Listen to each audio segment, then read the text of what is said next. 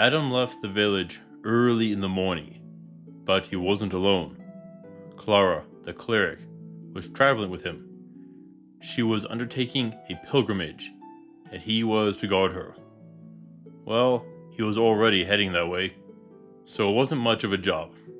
The burble of a river guided them along the path. As soon as they stepped on the bridge, they heard a sound, a growl which neither could place.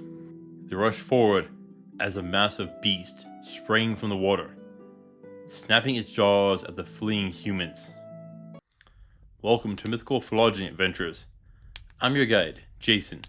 Today, we face a mysterious aquatic monster with a rather conflicting descriptions. The Bunyip.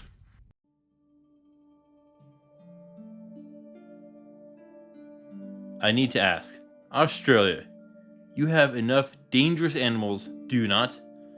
So why create a mythical predator which takes the top of the food chain? That is the Bunyip. It comes from Aboriginal mythology. Descriptions of it vary wildly, but a few consistencies do exist. It is only found near waterways. It is fierce and dangerous, but does feed heavily on crayfish. It is mostly nocturnal. Oh, and they do lay eggs. Some say a light blue color, and other times it hides its eggs in a platypus's nest. As to what it looks like, there are several recorded sightings from 1840s and 1850s, and there are a lot of discrepancies. Some say it looks like a mixture of bird and alligator, with an emu-like head and long bill, thick hind legs, but the front legs are longer and stronger. It has long claws on its hands, but it prefers to kill its prey with a bear hug. It swims like a frog, but walks on its hind legs on land and is around 13 feet, 3.9 meters tall. Additional accounts add on a mane around its neck, tusks in its mouth, a horse-like tail, and large ears. Another source says that it is like a giant platypus and was found sunbathing, but escaped when people went to catch it. Others said that its back was covered in dark gray feathers, and yet a third says it has a long neck, with a head like a dog or seal, but it has a pouch like a pelican under its chin. But this one was covered in dark brown or glossy black fur. The smallest was said to be 5 feet, 1.5 meters, up to 15 feet, 4.57 meters. It also has little paddle-like appendages on its shoulders. It swims at 7 miles per hour or 11 kilometers per hour against the current. Oh, and the man from this tale fired at it with a single barrel rifle and didn't harm it. Whether a miss or it being too weak is unclear. So, to put it bluntly, incredibly varied. But we can take a guess at what this thing is. Thankfully, this is Australia, and it has rather unique biology. Tell me, have you ever heard of the Wallace Line? It is a point where there is a distinct difference in the biology of animals on each side of it. To the west are more Asian animals, but to the east is Australian. There is a reason I want to focus on the mammals. Several Aboriginals did identify a skull as belonging to a bunyip. This skull was later identified as a deformed cow skull. Now, there are several key differences in the skulls of birds and mammals. Among them are teeth. That is what tusks are after all. There are a few birds that have teeth, but none that could be called tusks. No, emus, which it is often compared to, don't have teeth.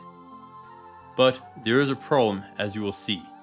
It also has 4 legs, which would indicate not a bird. Since the bunyip is said to lay eggs, we could assume that it is part of the monotreme family, like echidnas and platypus. And here is the problem. Neither have teeth. What's more, there aren't any carnivorous monotremes in the fossil record. Now, the fossil record is incredibly incomplete. Platypus do have ceratodonts to grind their food, which is a tough pad-like structure in their mouth, but the babies do have a couple of teeth, which they lose when they leave the nest. Monotremes broke off from other mammals rather early in evolutionary history. However, the earliest of mammals were carnivorous, mostly insects, and did have teeth. So we could assume that we are dealing with a strain of monotreme which has teeth. But don't some descriptions say it has feathers? Well, potentially. The reports were mistaken. I mean, it is usually in the water, which can make discerning its appearance more difficult. Yet there is one potential option.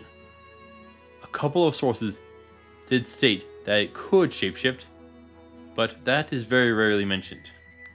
As for the long neck and pouches mentioned under the neck and chin, that could come from it contracting its neck, similar to how a turtle does.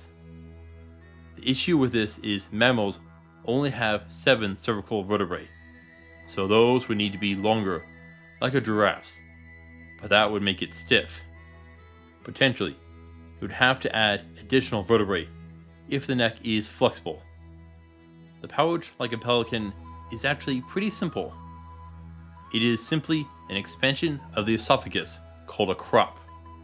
While normally found in birds, this isn't that strange in terms of biology. In addition, it could simply be a pouch located under the tongue. We'd need to rework a couple of muscles, but nothing crazy. Not when compared to the rest of its biology, particularly when it comes to monotremes. The platypus is so weird, it surely was designed by the god of madness, and it is possible that the bunyip is also. Why does it hug you to death though? Well, the hug will cause strangulation, but in addition, it will hold you in place. That makes it easier for it to bite you and rip your flesh away. Conceptually, it could achieve the same by standing on you, but this will help reduce your chances of escaping and place you closer to its mouth.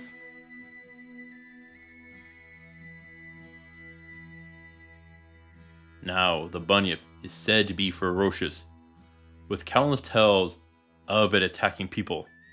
So, how to protect yourself from it? Well, it is aquatic, and very rarely leaves the waterways. So, if you never go near the water, you're safe. Except you need to drink. So sooner or later, you will need to go near the rivers. Even if you dig a well, a time will come when you need to. This is a fairly big animal, which means it will be limited to where it hangs out. Mind you, it could sink into the mud and spring forth to ambush. At its size, that may be its best method of attacking. This will be more effective even at night. It will easily be faster than you if you swim. But on land is more questionable. It isn't well documented on land, except that it stands erect. But we can predict its method of attacking. Its finishing blow is a bear hug. It'll need to get close for that, but it might use its claws even before that. Those can rend your flesh, even before the deadly hug. Chainmail and gambeson will work on its claws, but you will need plate armor on your chest to protect yourself from the hug. Something solid.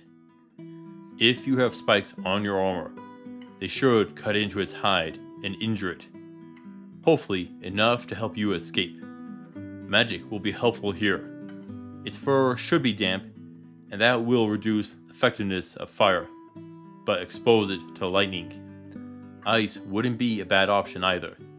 It may freeze the water in its fur and limit its mobility. Better if you can freeze it in the water.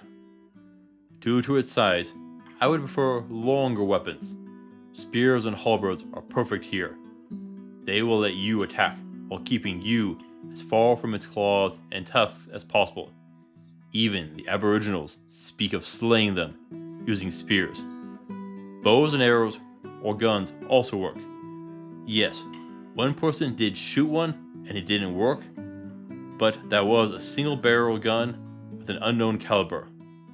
This is a big animal, which means you should be looking at using an elephant gun on it, or a very high-powered bow with a lucky shot. A few sources do speak of it with some shapeshifting. There is a chance that it is using this to launch its ambush. Be careful of other animals around you. The Bunyip is powerful, and you will need to outmaneuver it. Keep your distance and strike fast. This is a foe which is both very large and dangerous. It is best not to get drawn into a fight if you can help it. Be wary of the waterways when approaching. I need to give the Bunyip a 5 of 10 with difficulty. Don't get careless.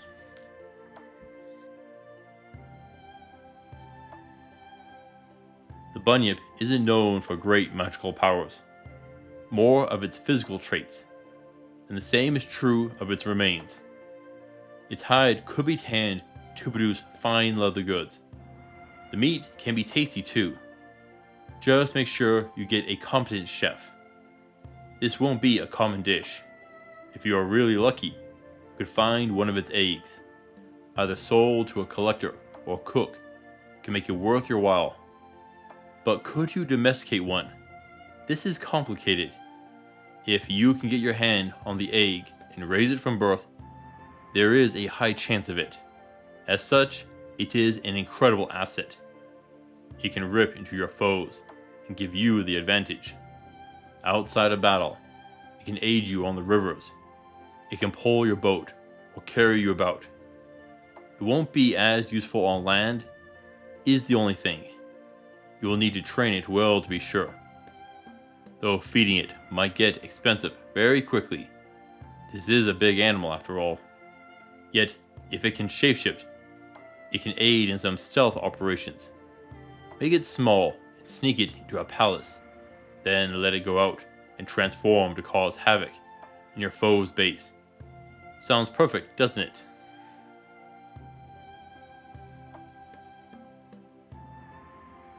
Adam and Clara stepped back from the beast as it burst from the water.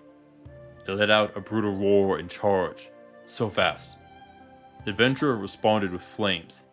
Its fur hissed as it approached at full speed. Clara beside him recited her mantra, and with it brought forth a brilliant beam of light, which blinded their foe. They hesitated for a moment, and that was a mistake. Adam was given time to mount a stronger attack. His flames seared the Bunyip's fur and flesh. Sweat poured from his face before the beast fell silent. Together, the two continued on their journey. The Bunyip is a dangerous beast, which has plagued the waterways of Australia's mythology, and it is one which you should be ready for, adventurers. Thank you for watching. Please return next time for a look at a common fancy trope, the harems. Until then, I'll see you on the roads.